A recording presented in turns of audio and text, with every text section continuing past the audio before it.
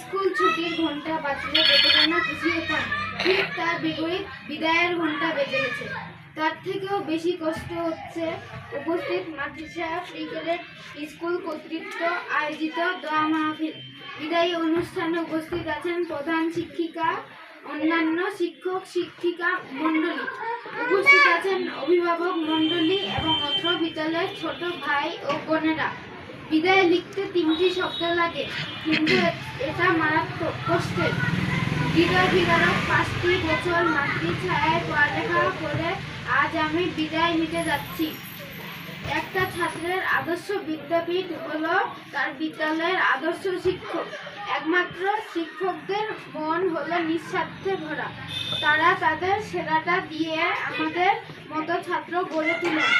আমাকে উচ্চ বিদ্যালয়ে ভর্তি হতে হবে, এরপর পর্যায়ক্রমে আরো কয়েকটি ধাপ পাড়ি দিতে হবে। তোমরা যারা এই বিদ্যালয়ে পড়তেছ তাদেরকে বলবো, এখানকার পরিবেশ অনেক ভালো। শিক্ষকরা নিবেদিত, প্রধান শিক্ষিকা সবসময় আমাদের খোঁজ খবর রাখেন। এরকম বিদ্যালয় কোথাও খুঁজে পাওয়া যাবে না। এই বিদ্যালয়ের সকল শিক্ষকগণ আমাদেরকে হাতে ধরে ধরে পড়িয়েছেন, লিখিয়েছেন, ভাষা শিখিয়েছেন। এদের অবদান জীবনেও ভোলার মতো না। এই বলে আমার বক্তব্য শেষ।